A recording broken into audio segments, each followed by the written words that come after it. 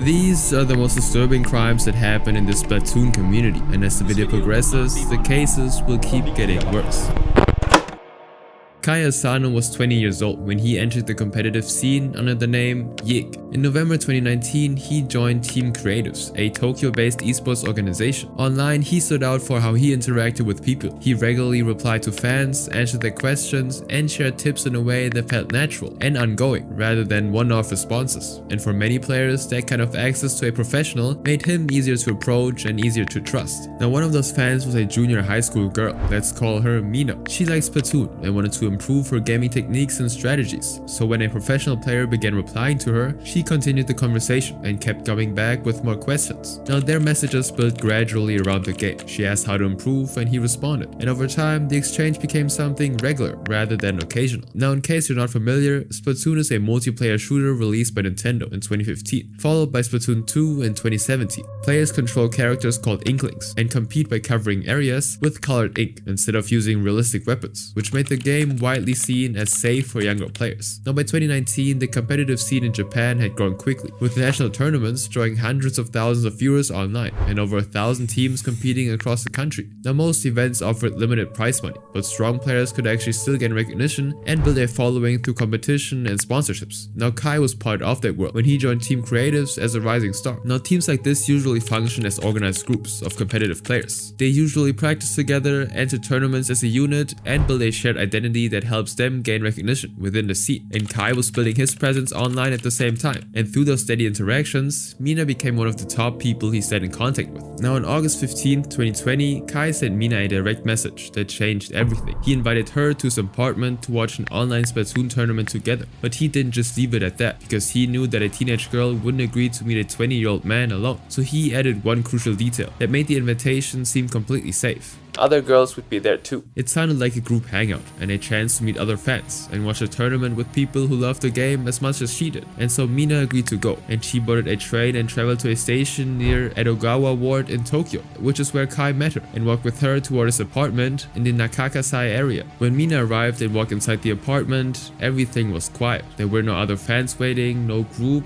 not even background noise from another room. It was simply just Kai. And so she immediately realized that something was wrong, because the setting didn't actually match what she had been led to expect. The sense of safety that came with the invitation started to fall apart, and she was now alone with him in a space that she couldn't actually control. Now once inside the apartment, Kai actually attacked Mina and forced her into an intimate interaction. And after Kai was done, she simply left the apartment, but decided to report what happened to the Tokyo Metropolitan Police. Now the investigators treated it as a case involving a young person who'd been brought there under false pretenses, and so her account set everything in motion. Now a few weeks after the incident, the allegations began surfacing internally as Kai's talent agency and Team Creatives became aware of the situation. Now the exact timeline of how they found out isn't public, but their responses were swift and decisive. On September 1st, 2020, Team Creatives officially terminated their contract with Kai without waiting for a trial or conviction, and they issued a public statement apologizing to the victim, her family, fans, sponsors, and the broader Splatoon community, while emphasizing their commitment to maintaining a safe environment for players and fans alike. And so within weeks, his career in professional Splatoon was effectively over. Meanwhile, the Tokyo Metropolitan Police began investigating and piecing together what had happened. And on October 7th, 2020, police arrested Kai at his residence on charges including coerced intercourse and abduction for indecent purposes. Now, during his interrogation, Kai actually admitted to inviting Mina to his residence because their ex messages proved it, and there was no point denying their part. But he actually denied any coercion or attack. His exact words, as reported by Japanese media outlets, were, "I didn't force her to come to my residence or SA her. There was no coercion." Now, his denial followed a predictable pattern that is seen in countless cases where the accused reframes exploitation as a mutual choice. He insisted that the encounter was consensual and that Mina had come willingly, but his defense actually revealed a fundamental misunderstanding or deliberate evasion of the word consent itself, because under Japanese law, a junior high school student cannot actually consent to intimate activity with an adult. Therefore, the power imbalance, the age gap, and the deliberate deception all rendered willingness legally and morally pretty much meaningless. This was because consent requires equal footing, and she never had that. Now the arrest shook the Splatoon community, and the report of the incident from outlets like Kotaku began circulating, and Kai's name started appearing across gaming spaces online. After Kai's arrest in October 2020, no further public updates about the case have emerged, and the final outcome remains unknown. But while Kai quietly built trust with one victim over months of X messages, the next case involves someone whose rage outrage was anything but quiet. The man who sent 39 bomb and death threats to Nintendo was sentenced to 1 year in prison, 4 years suspended.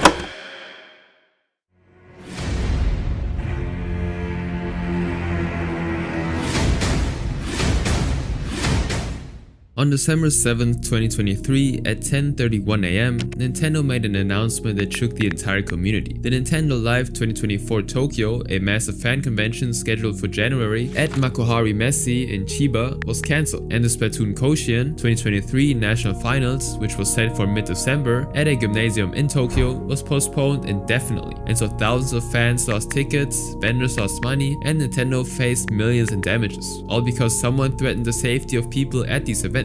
And at the center of both events was one game.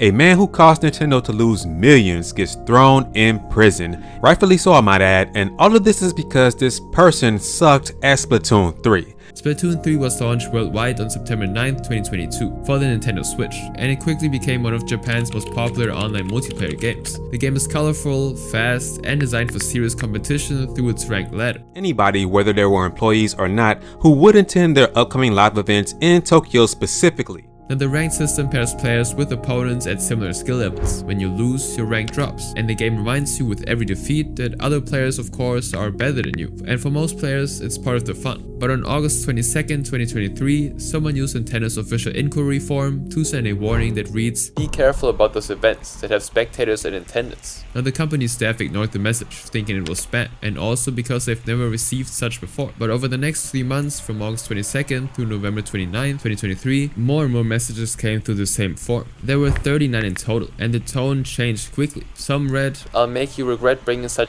game into this world," and the messages went further, threatening to kill everyone involved, and even the spectators at upcoming events. The person also mentioned the Splatoon Koshien 2023 National Finals and Nintendo Live 2024 Tokyo, events where thousands of people, of course, were expected to attend. Now, every time the mysterious sender struck again, the messages were being logged at Nintendo's headquarters in Tokyo, where staff began noticing a concerning pattern. And so by November 2023, Nintendo's security team noticed that the patterns weren't random complaints, but a series of coordinated threats. And with 2 major events approaching, the company reported everything to the Ibaraki Prefectural Police, who immediately began an investigation. Now, officers began to trace the form submissions, the IP addresses, and digital footprints to find the person behind all the disturbing messages, while Nintendo quietly prepared for the worst. And so on December 7th, 2023, at exactly 10:31 AM, the company made the hardest decision any event organizer can make. They pulled the plug on everything and made an unexpected announcement saying, "We regret to inform you that the Splatoon Koshien 2023 National Finals, which was scheduled to be held at the Oda City General Gymnasium in Tokyo on Saturday, December 16th and Sunday, December 17th, 2023, has been postponed due to the following reasons. Our company has been subjected to persistent threats targeting our employees, but recently these threats have expanded to include spectators and staff of the Splatoon Koshien 2023 National Finals. Therefore, prioritizing the safety of our customers, we've decided to postpone the event." Now, the announcement spread quickly across social media and gaming news sites. Now, fans rushed to refund their tickets, and vendors who'd already paid for booth spaces took the losses, while some smaller businesses were hit the hardest, and players who'd spent months preparing for Koshien suddenly had nothing to compete in. Now, the total financial damage came out to be 700 million yen, roughly $4.39 million in today's conversion rate, and when you add up the cancellation fees, refunds, lost revenue, and the cost of enhanced security measures Nintendo had to implement for future events, but the financial hit was only part of the problem, because the cancellations also created genuine fear among employees and attendees, because no one knew if the threat was actually real. Now, social media was filled with speculations about the person behind the threats and why they were targeting Nintendo, and people began forming their own theories. Now, meanwhile, the investigation actually traced the inquiry form submissions back to Hitachi City in Ibaraki Prefecture, and then on April 3rd, 2024, officers showed up at a resident address and made an arrest. The suspect was Kenshin Kazama, a 27-year-old civil servant in Hitachi.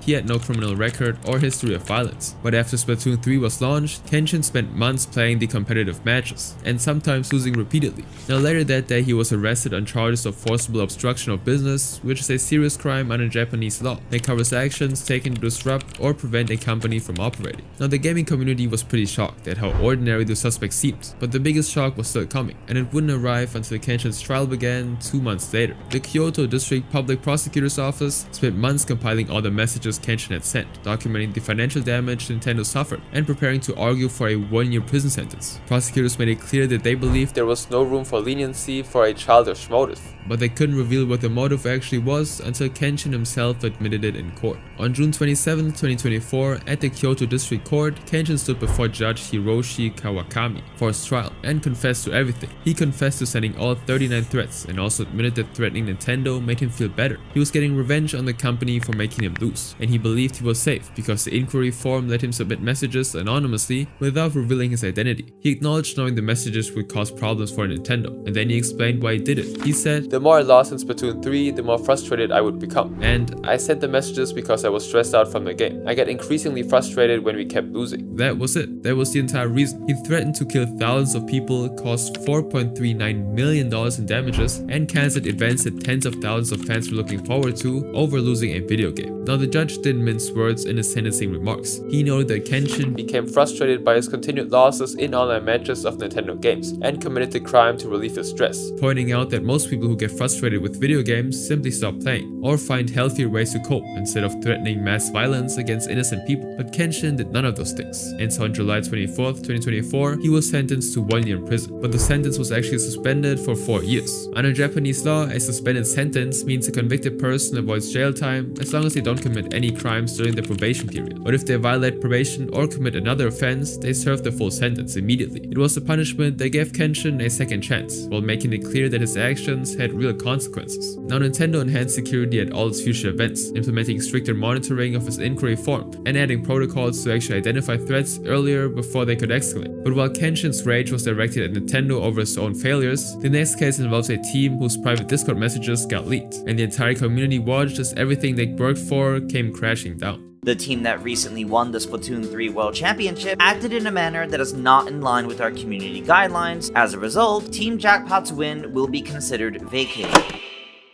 On April 13, 2024, Team Jackpot made history at the Takanawa Gateway City Conference Tower in Tokyo when they defeated Japan's Phantom Thief in the grand finals of the Splatoon 3 World Championship. Over 100,000 viewers watched North America's underdogs claim the title and become the first Western team to win Worlds against the dominant Japanese and European regions. Team Jackpot was made up of 5 active Splatoon players, including Leafy, who served as the captain, Madness, Hugh Jarrett, and their coach Ren. The team was initially formed on January 16, 2021, when Leafy and Q decided they wanted to compete more frequently in the North American competitive scene. They weren't just good though, they dominated the tail end of Splatoon's 2 competitive lifecycle from January through July 2022, constantly placing top 2 in major North America events. By January 2024, Jackpot was ranked on North America's #1 team. They qualified for the World Championships by winning tournaments like in the Zone 31 through 33 and Mode Cup 9. The event took place on April 13th to 14th at the Takanawa Gateway City Conference Tower in Tokyo. At the championship, Team Tokyo defeated Phantom Thief in a 4-1 series, and the victory was monumental because Western teams had always been considered underdogs compared to the Japanese powerhouses, and Jackpot proved that North America could compete at the highest level. Now, when Nintendo later released a commemorative splash tag banner around June 4th through a free update, it felt like the ultimate recognition of their achievement. But during all those tournament wins and practice sessions leading up to the World Championship, Jackpot's team members were having conversations in their private Discord servers that would eventually destroy everything they'd built. Now, these weren't public channels where fans could watch. They were invite-only spaces where the team practiced, discussed strategy, and hung out between matches. And because they were private, the members said whatever they wanted without thinking about consequences. And the content, which will later be described in leaks, showed repeated use of offensive language directed at black players and LGBTQ players in the community. Now imagine being a black Splatoon player watching these champions celebrate their win, wanting to celebrate with them, and now imagine seeing those same champions casually throwing around N-words in their private chats like it's nothing. On June 11, 2024, at around 4:31 PM, a competitive player named Nee posted on X saying, "It makes me want to pack up and not be here anymore." The tweet got over 600,000 views, but it didn't reference a single moment. Instead, it reflected ongoing frustration within the competitive scene about how some players were being treated. And about 24 minutes later, a 19-year-old black player known as Adapt, who was part of the North American competitive scene, responded with a thread. In his own words, he wrote, "The amounts of times minorities express their discomfort with something within the community and just get get turned away and told they're overreacting is too many to count. He also followed that up by pointing out how normalized the behavior had become, saying, "People get too comfortable." Instead of stopping there, Adapt compiled dozens of messages from Jackpot's private Discord servers. The thread included screenshots, timestamps, and usernames showing conversations that stretched across months. Some messages were from before the World Championship and others were after, proving that this wasn't just a one-time mistake, but a pattern of behavior. And within hours, the thread crossed over 1.2 million views and 5,000 likes, as people in the Splatoon community shared it across platforms. The champions had been exposed, and later that day, a mega thread appeared on Reddit, where users went through every piece of evidence and debated what should happen to Team Jackpot. On June 13, 2024, 2 days after the thread went viral, Q posted a public apology through a Google Doc.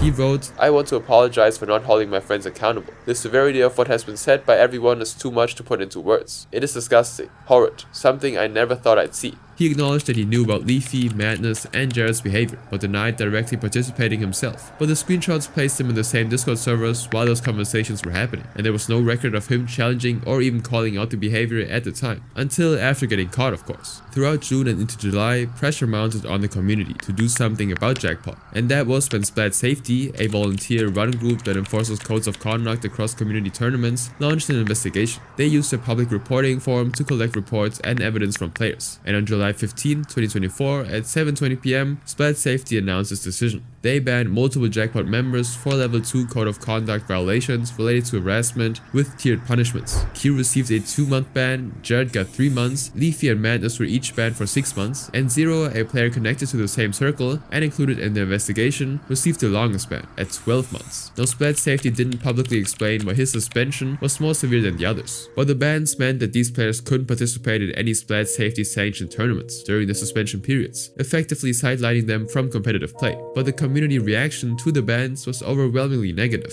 Replies to the Splat Safety tweet flooded in with criticism that the durations were far too lenient for the severity of what the players had done, and many people argued that using racial slurs and creating a hostile environment for younger people deserved permanent bans, not temporary suspensions that would let them come back in a few months. And then on July 23rd, 2024 at 6 p.m, Nintendo themselves stepped in and delivered the final blow. They posted a statement saying that certain members of Team Jackpot had acted in a manner not in line with their community guidelines. And the statement confirmed that Nintendo was officially revoking the team's World Championship title, denying them the physical trophies they would have received. They were also removed from the commemorative splash tag banner from the game in an upcoming update. But Nintendo didn't directly punish them, they just erased them completely from the history. And in the digital age, deletion kind of means death. In late July 2024, Nintendo released Splatoon 3 version 9.00, which replaced the Team Jackpot's banner with a generic placeholder. Now thousands of players who'd worn that banner with pride, who'd celebrated North America's breakthrough moment, now had to reckon with what they'd been celebrating. Nintendo also deleted the team's pictures from the official records and removed all mentions of Jackpot winning the 2024 World Championship, treating it like the victory never happened. Now Team Jackpot deleted the X account altogether, and all 5 members left the organization, effectively disbanding the team with no plans to reunite. Now as of March 2026, nearly 2 years later, none of them have returned to competitive Splatoon under the Jackpot banner. The name itself is toxic now, and if you mention it in community spaces, you will only get one reaction: that's the racist team that got erased. But while Team Jackpot's downfall came from their private messages being exposed, the next case involves streamers who broadcast their disturbing content publicly for everyone to see. These Japanese VTubers have gone crazy. As firstly today we check in with Kakaze Kimiko. On October 8, 2022, a Japanese VTuber named Tomero Ikinone went live on YouTube with a Splatoon 3 stream that seemed normal at first. She invited several other VTubers to join her in online matches, and viewers tuned in expecting the usual bright, chaotic gameplay from a game that had only been out for a month. But within minutes, something on screen didn't line up with what viewers were used to seeing. Tomero Ikinone wasn't some random streamer. She was the first member of Shin Sogumi, a Japanese VTuber agency founded in 2021 by a VTuber named Deep Web Underground, who built the group's reputation around edgy and boundary-pushing content that mixed gaming with provocative humor aimed at adult audiences. This includes streams filled with explicit jokes, shock value skits, and commentary that pushed right up against platform guidelines. Now the group expanded throughout 2021 and 2022, and by mid-2022, 2022, they'd grown to over 10 members with an official YouTube channel that had more than 100,000 subscribers. Tomeru was the group's most prominent face. She debuted on April 25th and quickly became known for her chaotic, high-energy streams, where she played games while throwing in adult-oriented jokes and commentary that walked the line between edgy and straight-up inappropriate. Now, her personal channel grew to around 50,000 subscribers by September 2022, and she'd built a niche following of fans who appreciated her unfiltered style. Now, Shinzo-gumi marketed itself as a deep-level group, emphasizing that they weren't your typical family-friendly VTubers, but they still operated within YouTube's guidelines because getting banned meant losing everything. Now, when Splatoon 3 launched on September 9th, 2022, VTubers across Japan started streaming it immediately. But then we arrived back on October 8th, when Tomeru decided to try something different. She invited several other YouTubers to join her for a collaborative stream. One of them was Kikaze Kimiko, an independent VTuber who'd built a small following through collaborative streams and variety content. Now, she wasn't part of the group, but she moved in similar circles and occasionally worked with creators in that space. And she was reported to have suggested the idea behind what they were about to do. Now, Tomeru and Kikaze had come up with a plan, and it involved a technique called chroma key, the same green screen technology that lets streamers replace backgrounds in their videos by making specific colors transparent. Now, here's how it worked. In Splatoon 3, teams are assigned different ink colors, usually pink versus purple or blue versus yellow, and players spray their team's color across the map while trying to cover up the enemy team's ink. Now, Tomeru and her collaborators set up the streaming software to chroma key the enemy team's ink color, effectively erasing it from the screen. So every time the opposing team spread ink across the map, those patches turned transparent, like holes cut into the gameplay, exposing whatever was playing underneath. And the green screen in this case was the enemy team's color. This is an innocent example of what would happen if the enemy team was winning. But what they chose to play in the background was Japanese adult videos. Now, the stream went live on Saturday evening Japan time, and about 1,000 viewers watched as Tomeru and others queued into public turf war matches against random opponents who had no idea what was happening on the streamer's end. Every time an enemy player shot ink across the map, the chroma key effect made it transparent, revealing explicit content underneath. The VTubers treated it like a game, trying to cover the enemy ink as fast as possible to minimize how much inappropriate content showed on screen, turning it into a twisted competition while their viewers laughed in the chat. Now, the concept was absurd and provocative, and that's exactly why Tomeru thought it would work. It was technically creative from a streaming perspective, because the chroma key setup required some technical skills to pull it off,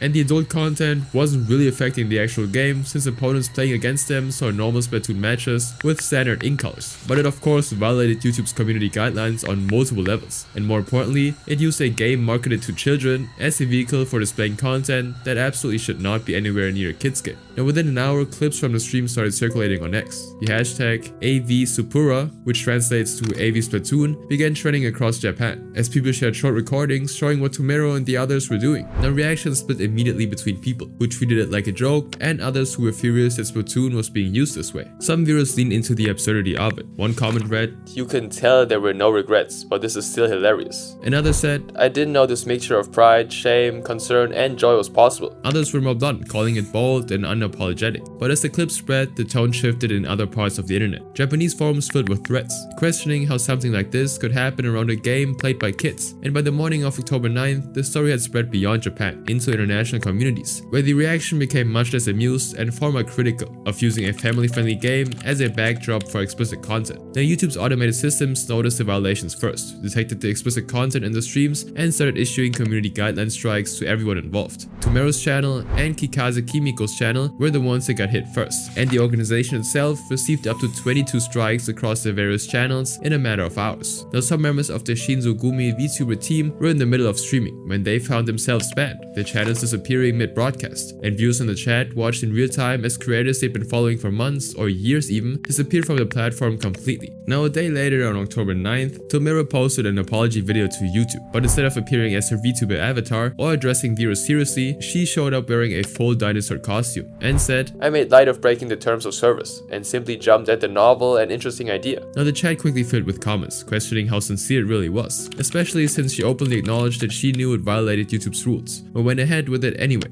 One viewer wrote, I would have felt bad for her if she wasn't a VTuber. All VTubers are hacks. Capturing the kind of skepticism that started to dominate the response. Now, the organization's official account also posted an apology on X, stating that they plan to punish Tomero for her actions. But then she appeared in a Shinzo Gumi group podcast shortly after the apology, suggesting that whatever punishment they'd promised wasn't particularly serious. Then on October 11th at 6 AM, Nintendo stepped in and posted a statement themselves, using the company's official corporate X account to remind content creators about their game's content guideline for online video and image sharing platforms. Now, the tweet didn't name Tomero or Shinzo Gumi directly, but the timing made it obvious what prompted the reminder. Nintendo stated clearly that they reserve the right to remove content or take legal action against anyone who misuses their games in ways that harm the value or world of their characters, intentionally misleads people about game rules, or violates public order and morality. Now, the statement served as both a warning to other creators and a signal that Nintendo was paying attention to how its intellectual property was being used on streaming platforms. Now, by October 12th and 13th, Tomero Ikinone's YouTube channel was permanently banned. Shinzo Gumi tried to recover by shifting focus to alternate platforms and continuing operations with their remaining members. They launched a male-focused subgroup called Tengo Kugumi in February of 2024, but they never fully escaped the shadow of October 8. Now, Tomero attempted to restart her streaming career on other platforms, but largely faded from prominence. But while Tomero's scandal involves streamers broadcasting inappropriate content to willing viewers who chose to watch, the next case involves someone who targeted unwilling victims directly and put them in danger for years in the Splatoon YouTube community.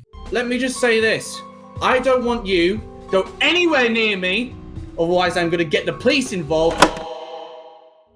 On January 13, 2026, a 19-year-old YouTuber named Veiki uploaded an hour-long video titled "What Kate and Koi Did to Me." At the start of the video, he played an audio recording. Inside, a woman warned him about the legal consequences and told him to stop what he was doing. The tone wasn't friendly, it sounded like a threat, and according to Veiki, the voice belonged to Caitlin Koi, a 31-year-old Splatoon creator with over 129,000 subscribers, known for lyrics videos and fan art built around the game. The recording was presented as a random conflict. It was positioned as the endpoint of something that had been going on for years. Now, Caitlin Koi started her YouTube career in 2017 after graduating from art school, and she built her channel around colorful and stylized content for Nintendo games, especially Splatoon. She became known for lyrics videos that paired music with animated Splatoon visuals, and she also created a fictional idol duo called Octoprism that gained traction within the community. And by 2023, her channel had grown, and she was one of the most recognizable creators in the Splatoon YouTube space. But while her content seemed family friendly on the surface, Caitlin had a pattern that many people in the community had noticed but never publicly spoke about. She ran a Discord server marked as 16+ that reportedly had channels with adult content accessible to members of all ages. She talked about inappropriate topics during live streams as well, even while acknowledging that much of her audience was made up of younger viewers. I'm just aware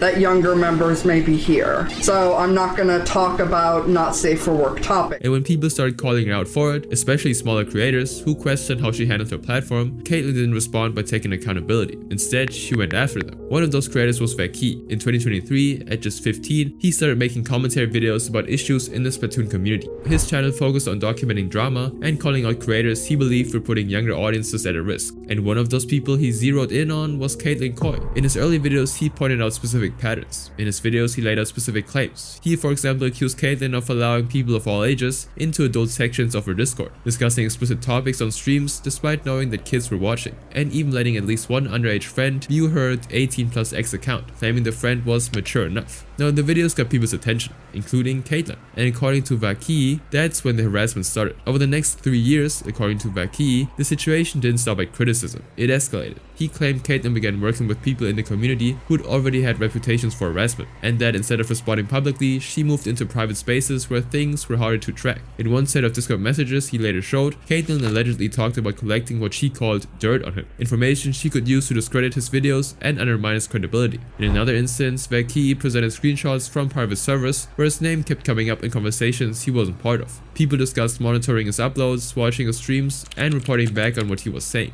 Now, shortly after Veiki's criticisms, Caitlin joined a Discord server run by someone named Tough. He was a member of the Splatoon community who had a reputation as a bully and a self-admitted harasser. He ran a Discord server called Ink Royalty, and according to Veiki, Tough had a history of targeting people in this community. In 2023, his attention turned to Veiki after the criticism videos started getting traction. In the private channels within Tough's server, in the evidence screenshots Veiki provided, Tough discussed fantasies about harming him. Those messages talked about assassinating him, about sending people to harm him on Tough's behalf, and about torture being preferable to a quick resolution, because death's an escape. Now these weren't vague threats or angry venting, they were detailed discussions about wanting to hurt a person who wasn't even of age yet, and Tough even admitted that he knew where Vaki lived, and Caitlin Coy was on that server. She'd not only joined Tough's server, but also received a custom role there, which suggested that she was close enough to the server's leadership to get special treatment. She had access to their private channels where these conversations happened, and she stayed on the server while these threats were being made against a 15-year-old. One screenshot that broke people's trust was when Caitlin was asked if she was worried about being associated with what Tough was planning, and her response was 8 words. Well, as long as you're not mentioning me.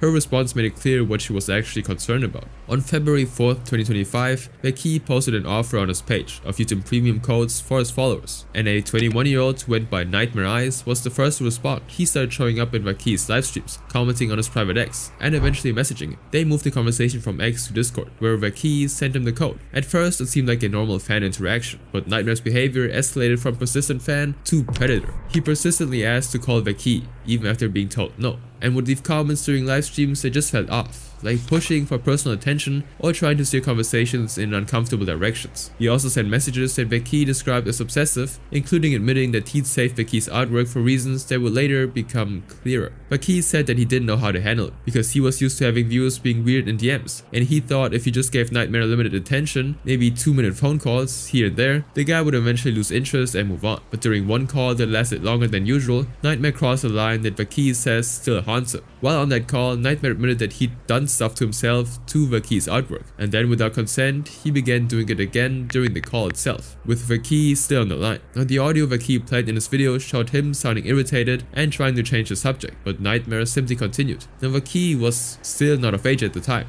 and Nightmare was 21, so this wasn't flirting between adults. It was an intimate attack. Then Vaki received an anonymous tip, showing that Nightmare Eyes and Caitlin Coy were working together. They'd been in contact through Discord the entire time, and Nightmare had been sent to spy on Vaki's server. And when Vaki confronted Nightmare and pressed him for proof, he eventually screenshot his DMs with Caitlin. And what those messages showed was worse than what Vaki expected. The leaked DMs, which Vaki shared extensively in his video, showed Caitlin and Nightmare discussing Vaki constantly. They talked about when he was streaming, what he said during broadcasts, and whether he mentioned Caitlin in their videos. And in between those conversations about Vaki, the tone would shift. In one exchange, Caitlin wrote, "My F device for stuff ran out of power." Then it followed up with, "Charging it right now, so unfair." And Nightmare immediately played along, and the conversation continued in that direction. Then, just as quickly, the DMs kept jumping between discussing him and then moving into explicit and personal conversations in the same threads. And it wasn't one-sided. The messages showed that the two of them were actively flirting as the conversations continued. At the time, Caitlin was already in a relationship, which makes those conversations stand out even more. But the most disturbing part was what Nightmare did while he was infiltrating the Discord. Multiple young people alleged that Nightmare contacted them privately, added them to group chats, and exposed them to adult stuff without consent.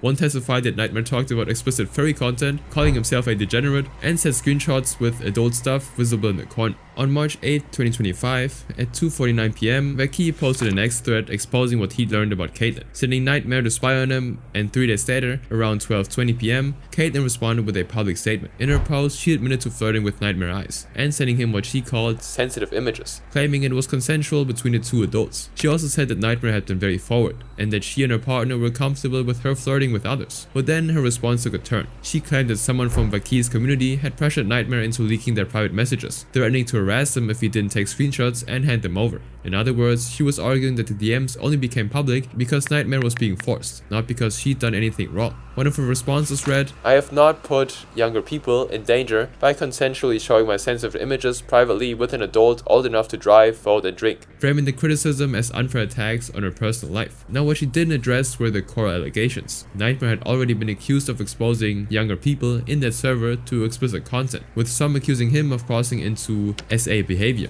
Instead, her response focused entirely on defending her private interactions with him while ignoring the impact those actions had on people. Now, the Nightmare situation should have been Caitlin's rock bottom, but instead she doubled down by allying with someone even more controversial. Vaki documented that Caitlin began interacting with a 40-year-old creator named Leo Convoy, a figure in the community who already had a reputation for harassment. One of the most well-known examples was something called the Rosa Call, a recorded 3-hour conversation where Leo repeatedly berated a disabled woman, interrupting her, mocking her, and refusing to let the conversation end. Recordings from that call spread across parts of the community, and for many people, it became the example they pointed to when describing how far his behavior could go. Now Leo was also accused of targeting younger people and making threats in other situations, and despite knowing this, Caitlyn still chose to associate with him. He also began publicly defending her against Vaki's criticism, and instead of distancing herself, she engaged with him and accepted their support. In a now deleted comment reply posted on her ex account, Caitlyn admitted that she used to hate Leo, but changed her stance because he was nice to her privately and was the first person who defended her publicly. She also wrote that she was aware of the Rosa call and found it disgusting. So why ally with him? Because Leo checked in on her once a month and made her feel safe against criticism, and that was the reason she was willing to overlook his behavior. Now according to Vaki, Caitlyn and Leo began interacting publicly and backing each other during the fallout from his criticism videos. In screenshots and posts he shared, Leo would defend Caitlyn and attack Vaki's credibility, while Caitlyn engaged with and supported those responses instead of distancing herself. Now around the same period, both of them started using Vaki's real first name in public posts, which had previously been leaked by someone else in the community, making him easier to identify and target. And when Vaki's main expose video, What Caitlyn Did to Me, I Was 15, dropped on January 13, 2026, the Splatoon community fractured. A mega thread popped on Reddit discussing the allegations, and reactions were all over the place. Some comments were blunt and harsh. One user wrote, "So basically Caitlyn Coy has been exposed for being a predatory psychopath, showing stuff to and working with bad actors." Others focused more on her behavior over time, with one person saying, "Yeah, she does have a habit of blocking or alienating anyone that disagrees with her." But not everyone saw it in the same way. Some downplayed the situation entirely, with one comment simply saying, "I don't care for her," treating the controversy more like personal dislike than something serious. And that split carried through the entire discussion. Some people believed the allegations pointed to a pattern, while others dismissed it as an exaggeration or drama blown out of proportion. The post appeared on other platforms too, such as Blue Sky, by someone with the username RogueSpider07, who shared their own experience of Caitlyn trauma dumping on them when they were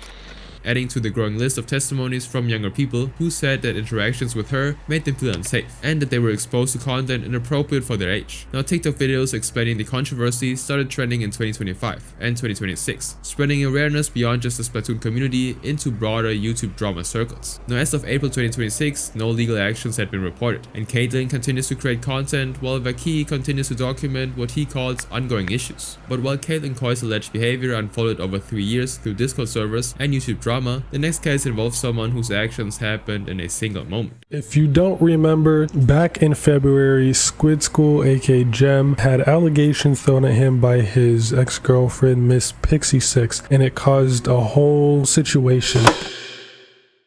On February 6, 2024, a document titled "A Study in Subtle Manipulation" started spreading across the Splatoon community. It accused a well-known creator of emotional abuse, backed by screenshots, personal testimony, and even hospital records. The creator was Gem, the face behind Squid School, one of the most trusted educational channels in the scene. On August 14, 2018, Gem launched Squid School and built it into a go-to resource for players. He used his background as a former English teacher and a competitive player to break down the game for a growing audience of around 60,000 subscribers. Squid School grew steadily over 6 years and became one of the most recommended sources in Discord servers and Reddit Splatoon communities. The content was thorough, educational, and aimed at the same family-friendly audience that Nintendo marketed Splatoon towards. In spring of 2022, Gem started dating someone in the Splatoon community who went by the name Six. According to Gem's account in the response document they eventually published, he said, "Six had been polyamorous. That is, she was open to more than one romantic relationship and was also married to someone else." During most of their relationship, both of them dated for about a year before Gem ended things in March of 2023 because he felt like the relationship wasn't healthy. Now after the breakup, contact between the two dropped off significantly for months, while Gem tied up loose ends, like returning Six's belongings that had been left at their apartment. Then in September 2023, both attended Riptide, a major Splatoon tournament held in Sandusky, Ohio, where they spoke in person for the first time in months. Now after Riptide, Six reached out and they started spending time together again. And according to Gem, Six told him that her current partner Imad's boundaries allowed a certain amount of physical intimacy between them. This means that some limited physical closeness was okay, but only up to a clear point that wasn't meant to be crossed. Now Gem believed that Six was still in the practice of engaging in multiple romantic relationships, the same way she'd been throughout their previous relationship. Now at the time, Six was still in a relationship with Imad. So when they reconnected after Riptide and she explained Imad's boundaries, he took her at her word. But later, that version of events fell apart. According to Gem, Six had actually not broken up with Imad. According to Jem, Six's relationship wasn't actually open, and the boundaries she described weren't what Ahmed actually agreed to. He says that she later admitted in writing that she had misrepresented the situation to push things further than he would have been comfortable with. Now, after finding that out, Jem says he lost trust in her completely and ended things for good. But on February 6, 2024, Six actually posted allegations against Jem on X. She shared a document titled "A Study in Subtle Manipulation" that accused Jem of emotional abuse throughout their relationship. The document included screenshots of conversations where Six claimed that Jem used conversational control tactics, meaning she felt he guided or steered discussions in ways that made it harder for her to disagree or express herself freely, and created an atmosphere of emotional intimidation. She also included paperwork from a hospitalization in February of 2023. The documents showed that she had been admitted for mental health reasons around that time, and in her post, she placed the timeline alongside her messages with Jem, implying that his behavior had contributed to her condition. But according to Jem himself, Six left out important context. She shared messages from her after the hospital visit, pointing out that in those conversations, Six actually apologized, thanked him for helping her, and described feeling safe, which he argues paints a much more positive and supportive dynamic than how things were later portrayed. He also pointed to a specific Discord exchange that later became part of Six's document. According to Jem, the conversation started with a suggestion she made about how notifications should be handled in a shared server. He says he didn't fully understand what she meant, so he kept asking follow-up questions to clarify. But in her document, Six described the same situation as very scary, saying the way the conversation unfolded made her feel pressured. Now, Jem disputed the characterization, arguing that what she framed as intimidation was in his view just confusion and an attempt to understand what she meant. Now, in the days after her document went live, parts of the community began speculating about what exactly she was accusing him of, with some interpreting her claims as something more serious than what she had actually written, and Jem addressed that directly as well. He said that Six made it clear to him that her allegations were about emotional manipulation and being a bad partner, not any form of physical or intimate wrongdoing, and that she didn't want them to be interpreted that way. For a while, that seemed to be the scope of the situation, but that didn't last. Over the next few months, the framing around the situation began to shift, and by June 2024, the situation escalated into something much more serious. Six filed a police report accusing Jem of misconduct related to that earlier encounter. According to Jem, this was the same situation where he says she had misrepresented her relationship with Ahmed, but in her report, the incident was framed very differently. This came a few months after her February document had already spread through the community. According to Jem, the fallout from those initial allegations had hurt his channel, with a drop in subscribers and a wave of criticism online. But the legal process didn't actually move forward. In an excerpt from a police report that Jem later shared, the county attorney declined to file charges, citing a lack of corroborating evidence. At the time though, that detail wasn't widely known. Now, Ahmed later submitted a screenshot of the police report to Splat Safety as proof that the case was being investigated. The portion showing that charges had been declined was missing though. Now, Splat Safety followed up, asking why that section had been cropped out, but according to their account, neither Ahmed nor Six provided an explanation. Now, months later, on December 11, 2024, Six posted on X referencing the case again. She argued that because the police had forwarded it to the county attorney's office, it meant that they believed her, but according to the investigator's deposition, that step is standard procedure. Cases like this are routinely passed to a county attorney for review, regardless of whether the police actually think the claim will hold up. Now, in that same deposition, Six acknowledged that she'd already been informed in November 2024 that the charges would actually not go forward. She knew this, and yet still went ahead to post that misleading tweet on December 11th anyway. Now, alongside the criminal charges that went absolutely nowhere, Six also applied for an order for protection, otherwise known as a restraining order. Now, this legal distinction matters, because what Six got was an ex parte order for protection, meaning it was granted based solely on Six's testimony without Jem being present to contest it. Courts do this temporarily in abuse cases, because waiting to hear both sides could take too long if someone is actually in danger. Therefore, they trust the accuser initially with the understanding that the story will be verified later, and in hearing where the accused can actually defend themselves. But that order was never verified, because the allegations were never even proven in court. According to Jem, Six came to the hearing with no witnesses except herself, and no evidence was actually submitted, and her attorney even initiated settlement talks. So Jem believes that this proves that Six had no intention of actually disputing the case, because if she'd had real evidence, she would have just brought it. Now, the order for protection was vacated by a legal settlement agreement that both parties signed. The agreement was designed explicitly to allow both Jem and Six to continue attending Splatoon tournaments, even at the same time as each other, with a no contact provision between them, similar to what tournament organizers had successfully implemented at Low Tide City 2024 earlier that year, which both parties had honored without incident. Now, that settlement also included a provision that neither party could post on social media about the vacated order for protection, except for one approved statement each. Now, the agreement lasted from August 2024 until December 27, 2025, and during that period, posts about the situation still continued appearing from from 6 that went beyond the single approved statement allowed under the agreement.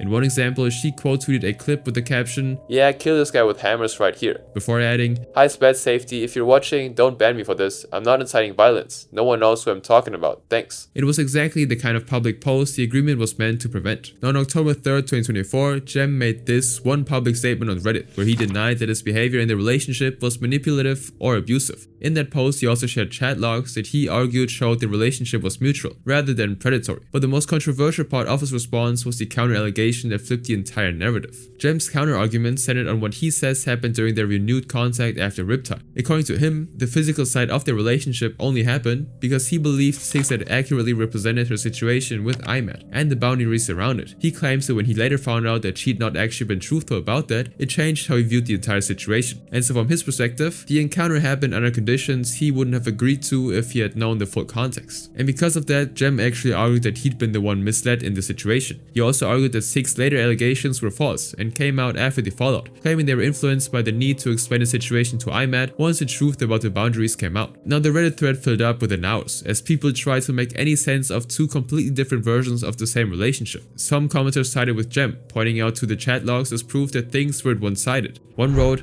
"I feel like she mistook Jem's explanations of his actions as manipulation, and I don't think that's fair to him or his character." But others weren't convinced, arguing that screenshots alone don't fully tell the story. One response pushed back, saying, "He physically violated her. There's no getting around that. It is clear you haven't done any research into the matter and don't understand how serious the situation is." Now around the same time in October of 2024, a video was uploaded by Fry Enthusiast, a creator whose content focuses on gaming and meme-related videos, titled "Squid School/Jem has finally responded to the allegations." Now this video pretty much pulled together everything that had already been circulating around and laid it out in one place. It walked through 6's timeline step by step, lining it up against the chat logs and screenshots Jem had shared, and pointing out where the 2 versions didn't match. In the video, moments that had been scattered across posts and documents were now actually presented side by side, making the contradictions easier to follow. Now while all of this was happening publicly, Splat Safety was conducting their own investigation. As a volunteer-run organization without legal authority though, they relied on the cooperation from both parties to investigate the claims. And so when legal proceedings like restraining orders get involved, they can't actually do stuff normal law enforcement can. 6 had already told their followers that any decision in Jem's favor from Splat Safety would be evidence of corruption rather than proof that the allegations were incredible, attempting to discredit the outcome before it even arrived. But when the decision finally came on April 30th, 2025, Splat Safety concluded that the allegations were unconvincing based on the information that they were able to review. Now as of now, both versions of the story still exist side by side, with neither side fully accepted by everyone who followed it. But while the Jem case involved allegations that were never proven and left the community divided, the next case sparked a controversy that exposed the dark side of fandom activism and online harassment campaigns. This is genuinely so pathetic. You have so much art to color pick/reference from, and you still do this? Embarrassing. On October 10, 2024, a single piece of Splatoon fan art exploded to over 56 million views on X. Within hours, it turned to one of the most chaotic fan art controversies the community had ever seen. The artist behind it was being flooded with accusations of racism, and some messages even went further, including threats and violent comments over how he had colored a fictional character. The artist was Bikubi Okawa, a 39-year-old Japanese illustrator and manga artist who'd been creating comics professionally since 2008. With Pop Team Epic, his absurd 4-panel comedy series that debuted in 2014, featuring 2 chaotic high school girls, BQB built an international fanbase around a style of humor that jumps rapidly between nonsense skits, fourth wall breaks, and parody jokes that often end suddenly or make no sense on purpose. The series became widely shared online for its unpredictability and was eventually adapted into an actual anime in 2018. Now BQB's career was thriving both in Japan and overseas, and he'd recently even started experimenting with VTubing, which meant that he was no stranger to engaging directly with online audiences. Now on October 10, 2024 at 11:20 AM, BQB posted a single piece of Splatoon fan art on X that depicted Marina Ida, an Octoling character from Nintendo's Splatoon series who first appeared in Splatoon 2 in 2017 and continued into Splatoon 3 in 2022. Marina was part of a fictional pop duo called Off the Hook that provided in-game news broadcasts and performed songs for the soundtrack. She was designed with a darker skin tone that Nintendo based on Japanese gyaru fashion, a style involving tan makeup and specific aesthetics popular in Japan.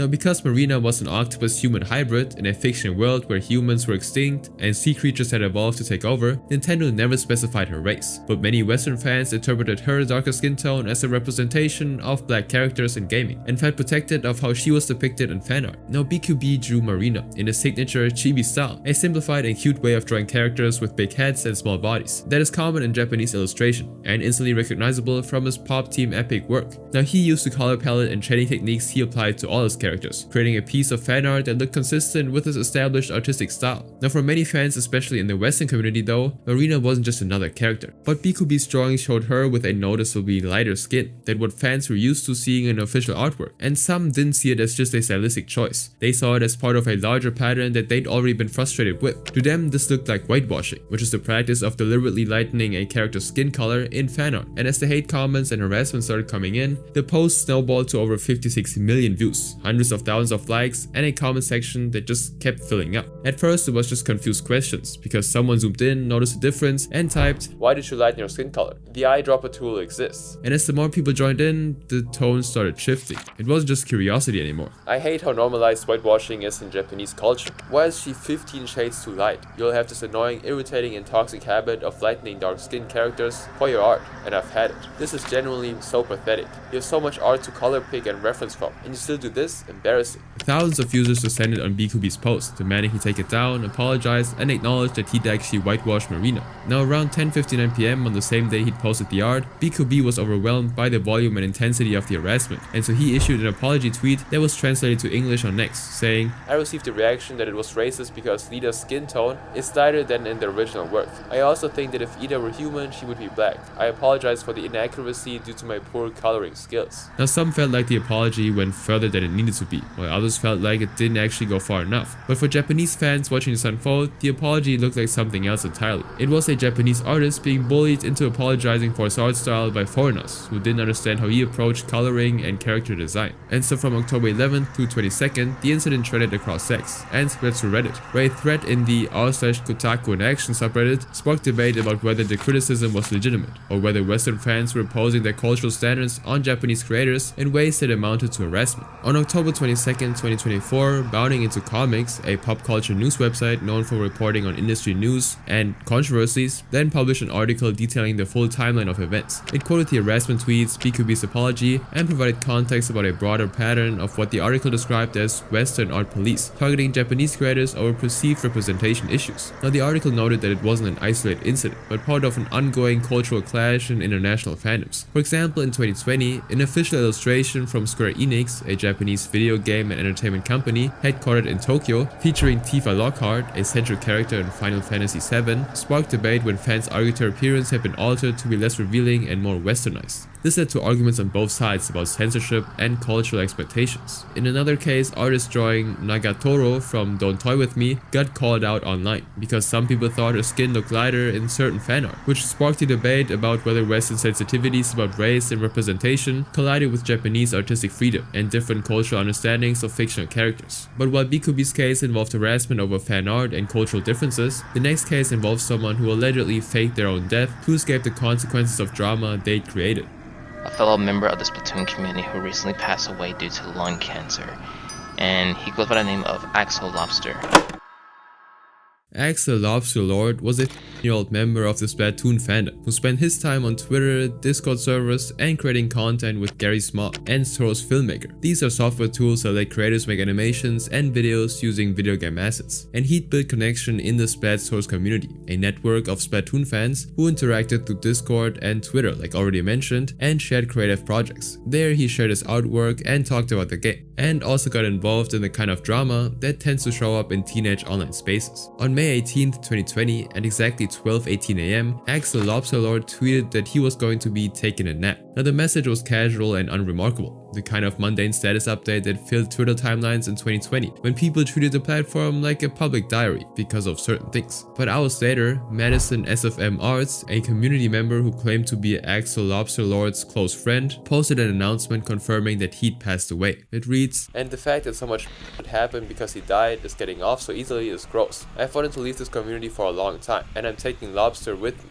The news hit the Splatoon community immediately, and within hours, Axel was flooded with tributes. Fans created memorial artwork showing Axel's avatar, surrounded by condolences. People wrote heartfelt threads about how much his content had meant to them, and they even started a hashtag Stay Strong for Lobster, that spread across the fandom as people shared memories and expressed grief. Now the outpouring was genuine and widespread, with hundreds of community members participating in what they believed was honoring someone who died far too young. Now nobody had seen any reason to doubt the announcement, because Madison was known to be friends with Axel, and as the story spread, people began repeating that he'd been dealing with lung cancer, which made the situation feel believable enough that few questioned it. But while Axel Lobster's supposed death was generating sympathy and memorial art, something similar was happening with another community member. On May 19, 2020, early in the morning, just one day after Axel's death was announced, another name in the community suddenly became the center of attention. InkyXKitty was a 13-year-old Splatoon fan who was active on Twitter, posting about the game and interacting with other fans, and participating in the same online spaces as Axel. Now the post, supposedly written by InkyXKitty's mother, shared a link to a Google Doc with a shocking message. It read, "Today, May 18, 2020, I went and found her deceased in the bathroom. If you're wondering, yes, it is a painful and unpleasant thing to see your child gone." It went on to say, "I just want to let you all know that she'd left a note, stating to let people know she won't be posting anymore or replying to messages." But the way it was written immediately made some people pause. Instead of a direct tweet, it redirected to a document filled with hashtags and even emojis in the sign-off, which felt out of place for something that serious. And the idea that a parent would quickly access their child's account and start posting online instead of dealing with the immediate situation offline didn't sit right with everyone reading it. She said she found her daughter deceased in the bathroom and shared a link to it, which was an oddly indirect way to announce something so serious. And beyond those red flags, a leaked Discord direct message from InkyXKitty began circulating, where she appeared to discuss faking the announcement for attention, and the metadata from the Google Doc revealed that it had been created using InkyXKitty's own email address, not her mother's. Now on May 22nd, 2020, 3 days after the announcement, InkyXKitty actually returned to Twitter and had posted that her mother had forced her to fake it for attention. She said, "My mom and I had a fight. She blamed me for the private stuff my dad did to me, and if I wanted to prove to her that it wasn't me, she wanted me to lie for attention. I don't like doing what's wrong, so I told her no." Now the explanation seemed designed to reflect blame, while acknowledging that the deceit did happen. But then, without being asked, InkyXKitty brought up Axel, unprompted, in her explanation, saying, "Lobster's a good guy, especially when he's backed me up before." Now the timing made the connection hard to ignore. Just one day separated Axel's death from hers, and the community had watched Axel Lobster Lord receive an outpouring of support before InkyXKitty made her own announcement. Now InkyXKitty also posted a screenshot of a direct message from another Twitter account telling her that she deserves to die, and people should do stuff to her for faking her death. It showed just how intense the backlash she faced became once the truth actually came out. The community was of course furious that she'd manipulated their grief and made them participate in mourning someone who was still alive. Then on May 24th, 2020, while the community members were still dealing with the deceit of InkyXKitty, Axel Lobster Lord actually posted a tweet longer revealing himself to be alive as well. In the post, he didn't try to dodge the deception. He opened with, "Words cannot express the amount of guilt and regret I have." Then he admitted what he'd done, saying that there was no reason to excuse this one and that he just wanted to explain himself. He described it as a desperate attempt to feel seen. He said it was a test for attention to find out if people truly cared about it. And in the middle of that explanation, he brought up his health, writing that he had no idea what I had. It is a form of lung cancer. I had to beg my parents to tell me. He ended with an apology, acknowledging that he hadn't thought about what putting people through that kind of grief would actually do to them. And the confession also confirmed Madison SFM Art's role in announcing the death, showing that she'd actually helped present the story as real. And after the reveal, she also faced backlash from the community who'd felt like she'd knowingly helped mislead them. And within hours of the revelation, the backlash spread across Twitter and Discord, where Splatoon fans gathered. People who created memorial art felt humiliated that they poured genuine emotion into tributes for someone who was alive and had been watching the whole time. One person wrote, "Faking death isn't the right answer. Not only will you get more attention, but you will also get a huge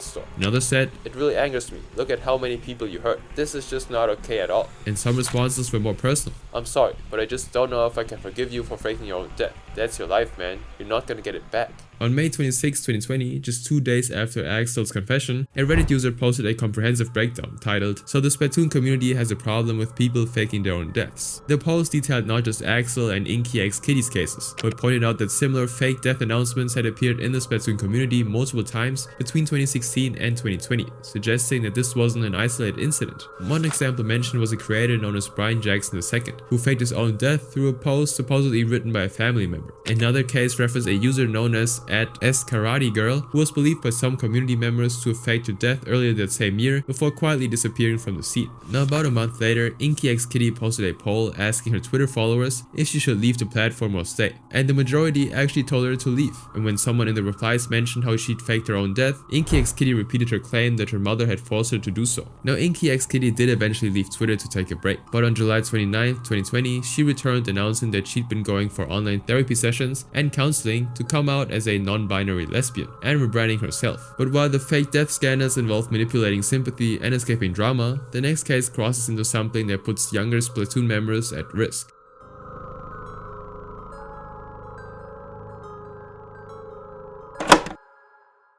On August 22nd, 2024, a Splatoon YouTube channel with over 335,000 subscribers uploaded a video that had nothing to do with gameplay. The channel was called the Aura Channel, and for years it had been a steady source of Splatoon guides, tournament breakdowns, and community talk. If you wanted to get better at the game, this was one of the places you went to. Now the tone matched the game itself. It was bright, competitive, and safe for all ages. So when this video appeared, it stood out immediately. Instead of gameplay, the video featured a group of women, the channel referred to as Splatoon girls, and according to Yutura, the Japanese gaming outlet that first reported on the video, the conversation didn't stay in the game for long. The women talked about meeting high-ranked players in real life after connecting through Splatoon, not just quick meetups either, but the situations turned into something more personal. Now the game carries an E for everyone rating, which means it's designed to be suitable for all ages. The video frames Splatoon 3's competitive ranking system as a form of social currency though that facilitated hookups. At one point the video even included advice on how to graduate from your V card, which wasn't actually framed as a joke at all. It was presented as something you could figure out through the community itself. And this rank came up a lot, but not just as a number on the screen, but kind of as a status symbol. The higher your rank was, the more attention you got, and the more attention you got, the easier it would be to move those interactions outside the game. Now from matches to DMs to meeting up in person, and you've actually already seen some of them earlier in this video. If you remember the case of Tomero Ikinona, where adult content was streamed through Splatoon gameplay, or the arrest involving Kaya Sano. Now what made this different was where it was happening. It wasn't just buried in some private Discord or a small corner of the community. It was actually sitting on a public YouTube channel with hundreds of thousands of subscribers right next to normal Splatoon guides and tournament videos. So if someone clicked on a gameplay tip, this wasn't far away from it.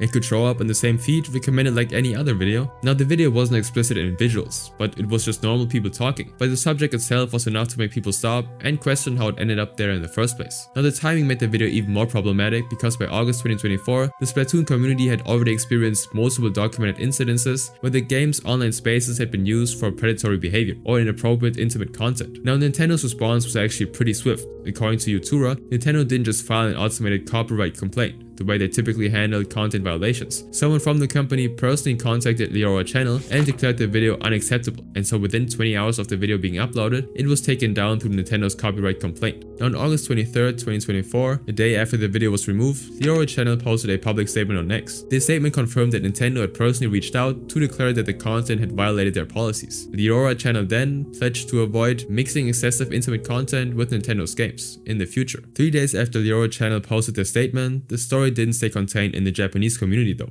Instead, it crossed over. An English language outlet called Automaton West picked it up and laid out exactly what happened. Now by September 2nd, 2024, the conversation had spread to forums like Reset Era and NeoGAF, where people started arguing about what Nintendo should or shouldn't control. Now one of the users named Griffin actually wrote, "Nintendo shouldn't have authority over what people say while playing their games," defending content creators' freedom and arguing that Nintendo was overreacting by policing how adults discuss the game. Now not long after the video was taken down, Nintendo actually made a move that went beyond just removing a single upload. They updated their game content guidelines for online video and image sharing platforms, representing the most significant revision to the guidelines in years. Now at first glance, this looked like a routine policy update, the kind of thing that most people would just scroll past without thinking twice. But once people started reading the actual wording, it became clear that this wasn't just a small adjustment. There was a new clause that hadn't been there before. "We reserve the right to object to any content that we believe is unlawful, infringing, inappropriate, or not in line with these guidelines. We reserve the right to no longer allow the use of Nintendo game content in case of such violations." And the second sentence is actually what matters. Before this, if a creator crossed the line, the usual outcome was a takedown. That is, their video gets either removed or they receive a warning, and then things would simply move on. But now Nintendo was saying something more serious. If a creator violated their guidelines, they could lose permission to use Nintendo games entirely, not just for one video, but their whole channel's ability to feature Nintendo content would be cut off. And for anyone building content around games like Splatoon, that's not a small consequence, that's pretty much everything. Now the guidelines also expanded the definition of prohibited content with 2 specific examples in the FAQ section. First, content that involves actions that may be considered to impair the gameplay experience in multiplayer modes, such as intentionally disrupting game process, targeting trolling and griefing content. Second, and more relevant to the channel, content that features graphic, explicit, harmful or otherwise offensive content, including statements or actions that may be considered offensive, insulting, obscene or otherwise disturbing to others. All that stuff can lead to a ban by Nintendo pretty much. But while the Liora channel case involved a content creator promoting inappropriate behavior through younger people's games, the next case exposed people in gaming communities to exploit their status to target the very young people who looked up to them. Auch nochmal schön der Blick zwischen die Beine, so wie wir das mögen, und zack. Schon liegt sie wieder mal flach. On July 17, 2023 at 7:57 PM, a warning started spreading across the Splatoon community. She was 22. The age difference is no problem, he wrote. The quote came from chat messages between a German Splatoon YouTuber and a younger person. The thread linked to an article from Zeit Online, one of Germany's most respected national newspapers, and the person at the center of it all was someone known online as Destiny Cast. He'd built his career the same way most gaming YouTubers do. He started making content in 2012 with games like Portal 2 before discovering Splatoon, when Nintendo launched it in 2015, and he quickly realized that there was almost no German language Splatoon content at the time, even though the game was hugely popular in Germany, and so he filled that gap and became dominant in that space, eventually describing himself on his own channel as the #1 go-to place for all things Splatoon. Now Nintendo itself noticed his content and gave him official endorsements and even promotional partnerships, the kind of corporate backing that makes the creator look like a safe and trusted figure in the community. He had Twitch partner status, meaning Twitch officially verified him as a quality streamer, and even a Discord partner status, with a server of over 6,000 members dedicated to Splatoon and other Nintendo games. In 2023, his YouTube channel even hit nearly 65,000 subscribers, and he was part of a big group of German streamers called Team Live LP. This gave him even more credibility in the professional streaming ecosystem. Now everything about his presence just looked official. If you were a young Splatoon fan in Germany, this wasn't just another creator to you, this was the community. But just 2 years earlier in 2021, there had already been a warning. People in the community were talking about tweets accusing Destiny Cast of SAing young female viewers. At the time, it didn't explode publicly because there was no major investigation yet and no widespread coverage. But inside smaller circles, especially among competitive players and Discord communities, the accusations were known. Even in 2023, when everything resurfaced, people were still referencing it directly. But in 2023, the allegations resurfaced. One post put it plainly: "Do you still remember the 2021 tweets about Splatoon YouTuber Destiny Cast SAing young female viewers?" Now the Deutsche Splat Bundesliga also acknowledged this history when the case went public, stating that they stood with the victims, just as we did 2 years ago, which meant that this wasn't the first time concerns had been raised. But back in 2021, nothing moved forward publicly. Now his content continued and his audience simply grew, and for most people discovering him later, that earlier warnings simply didn't exist. But something happened which changed the whole narration. 3 girls who were still in school were later identified in interviews with Zeit Online, whose investigation was published on July 17, 2023, which first brought the allegations into the public record. Now according to their interviews, they joined his Discord server, where he was active and easily accessible, and over time that public interaction shifted into private direct messages. This happened partly because they trusted him, and partly because he'd become, in their eyes, the public face of German Splatoon. Now this Zeit Online investigation showed that Destiny Cat did not act randomly, but followed a pattern that has appeared in many similar cases. It usually began in public, with normal conversations in a Discord server about Splatoon, things like updates or strategies, nothing that seemed unusual at first, but over time it became more personal, as he replied quickly and stayed engaged, and made the other person feel seen, like they mattered, and were more than just another username in the chat. In one exchange shown in the leaked messages, the conversation turns directly to age and legality. The younger user hesitated, saying, "I'm not allowed to do it anyway," but he brushed that aside, replying, "Nobody has to know, and it's your body, and you know what I mean." Now when the question of the law comes up, he continues, "You're legally allowed to have intercourse. Before, you're only allowed to have it with people your age, but nobody can punish you." Now in a separate message, he made the intent even clearer to one of them, who was even younger. The age difference is no problem. He tried to make something clearly inappropriate sound normal. From there, the conversation would move into private messages, away from everyone else, and this is where the tone began to shift. The focus slowly drifted away from the game into more personal territory, with questions that felt a little too close and comments that quietly tested boundaries. And it didn't stay subtle for long. He pressured these girls into video calls posts where he made intimate demands and coerced them into sending explicit images, and he leveraged his status as a community gatekeeper, making them feel that a no wouldn't just end the conversation, it would actually end their social lives. And because he actually controlled the spaces they cared about, they really weren't in a position to actually have an opinion. On July 17, 2023, Snowpoke93 explained why in a thread, saying, "He's so influential that for many players in Germany, his words were the only ones they heard." But when the most powerful voice in a community is the one being accused, everything kind of tilts in their favor. And so not a lot of people actually believed the allegations at first. And that's why Snowpoke93 spent 2 entire years working with the victims to build a case that couldn't be dismissed, getting their stories into tight online to ensure that the allegations carried a weight that X callouts simply couldn't. And with multiple victims providing consistent stories and evidence, it became pretty much impossible to dismiss the situation as mere internet drama or a simple misunderstanding.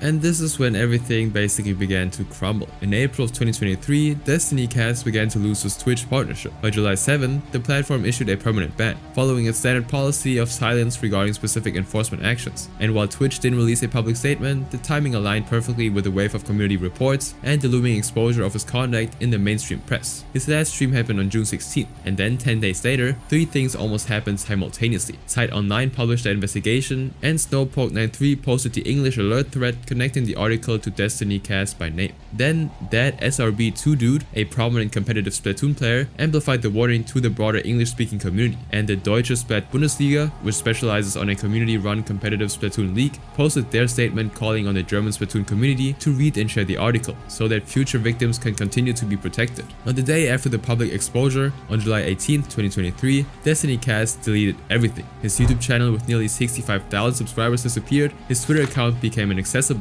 and his Discord server with over 6,000 members shut down. He withdrew from public life completely without issuing any statement of denial or even defense. Now, Snowpoke93's alert thread mentioned that German police had actually searched Destiny Cast's home as part of a criminal investigation. Under German law, getting approval for a house search requires a judge to determine there's probable cause that evidence of criminal activity will be found at that location. So the fact that the police executed a search warrant means that authorities took the allegations seriously enough to pursue them through the legal system. Now, what happened with that investigation wasn't clear, because no public reporting has confirmed whether the charges were ever filed, whether there was a trial, or what the outcome was, if there was actually any. Now, German privacy laws around criminal proceedings involving people who are not of age can limit what information gets released publicly, so the absence of news doesn't necessarily mean that nothing happened legally. Now, on July 20th, 2023, the case spread through international gaming communities when a thread about it was posted on Reset Era, a popular online gaming forum. Now, a German gaming forum discussion added another layer to the story, pointing out to an earlier case that had not received the same attention at the time. Community members brought up a player known as Chi Wumi, one of the top Salmon Run players in the German scene. She was well known and respected in the community, which made what followed hard to ignore. According to a document that circulated alongside the discussion, Chi Wumi described a separate incident years earlier in which she was also targeted by Destiny Cast. Now, while the details kind of differ, the overall pattern feels similar. What began as a normal interaction gradually became more personal, with boundaries being pushed over time.